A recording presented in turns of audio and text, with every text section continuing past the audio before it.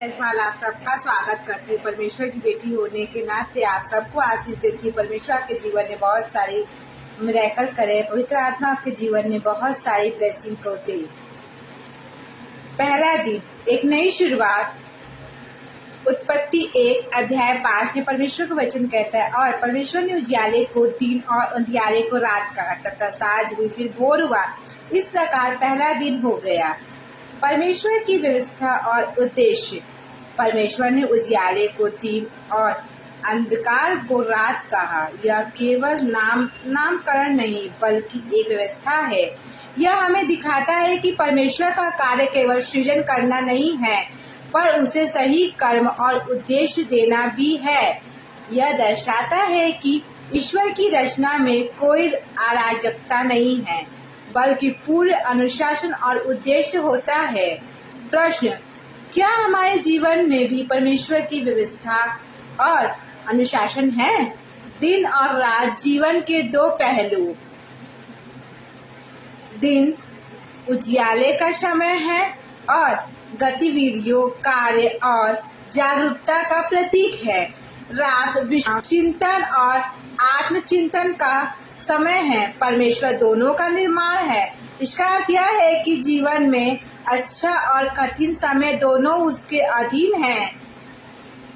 हम दोनों समयों को स्वीकार करना और समझदारी से जीना चाहिए।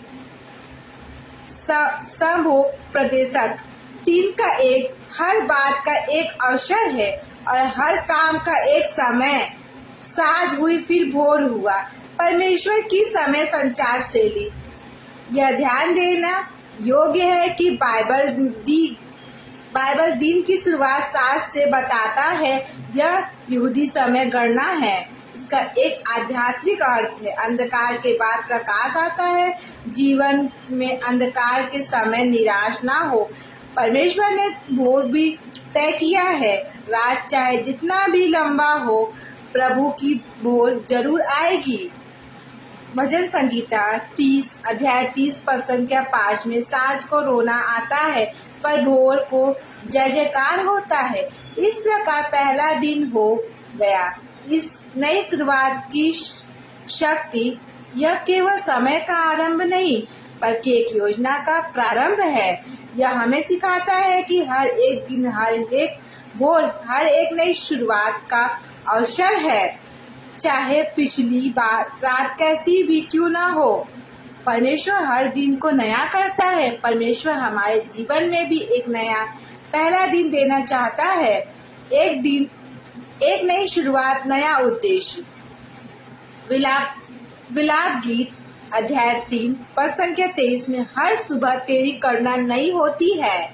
उत्पत्ति 1:5 केवल समय का विवरण नहीं है, यह परमेश्वर की व्यवस्था, समझ और दयालुता का निश्चित्र है। वह हमारे अंधकार को जानता है। वह दिन और रात दोनों का स्वामी है, और वह हर भोर के साथ हमें नई आशा और नई शुरुआत देता है। आइए हम प्रार्थना करें। हे परमेश्वर, जैसा तूने उसे पहले दिन से उजियाले और अंधकार को सही नाम दिया, वैसा ही हमारे जीवन को, हर हिस्से को तू अपनी योजना में शामिल कर। हमें अंधकार में भी तेरे भोर की आशा में जीने दे। आमीन। परमेश्वर आप सभी को बहुत आशीष दे।